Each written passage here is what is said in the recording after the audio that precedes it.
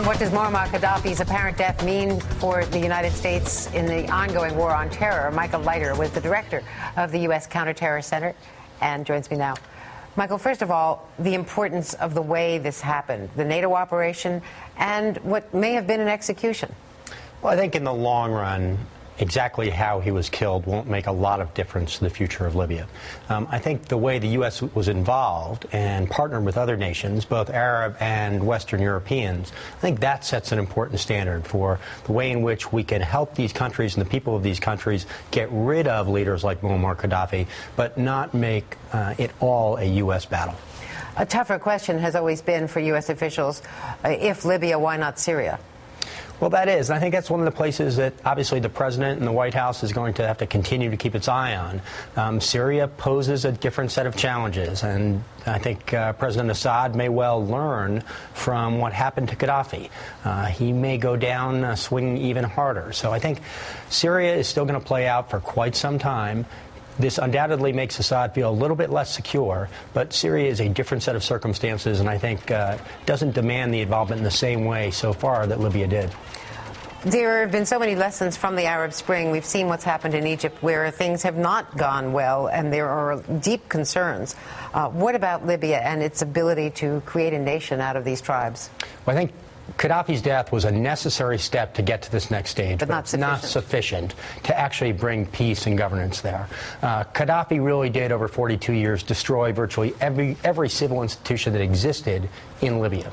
So the transitional government now has an enormous challenge to bring different tribes together, to bring a really diverse population together, get its economic bag back in order, and try to bring the rule of law to a country that really hasn't known any law other than Gaddafi's law for 42 years.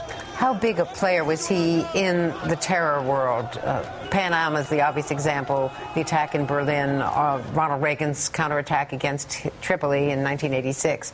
But as an external factor elsewhere in the world? Well, he really had several different roles over time. Of course, Pan Am 103, a tragedy killing Americans and others.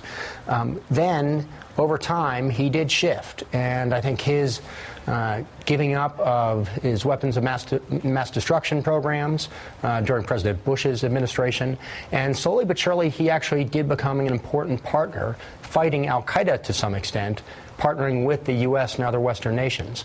Now, one of the challenges the new government will have is to ensure that al-Qaeda ideologues and al-Qaeda motivated forces can't get a foothold either in northern Libya or towards the south. So that's going to be a challenge and something this White House will have to focus on. Do we have a pretty good handle on where the weapons are? Well, I think there are kind of two weapons that we have to worry about. First, the surface-to-air missiles. And I think we have some sense of where those are, but they're easily portable and can be moved across the region. So that's something that will require a lot of intensive work by regional governments, Arab governments, and the West. Second, some of the remaining precursors and bits of chemical weapons. I don't think those pose an enormous challenge, but clearly those are pieces of gear and equipment that we want to make sure that the transitional government secures now that Gaddafi is gone. Michael Leiter, always great to see you. Thank you so much. Thanks, Andrea. Good to be here.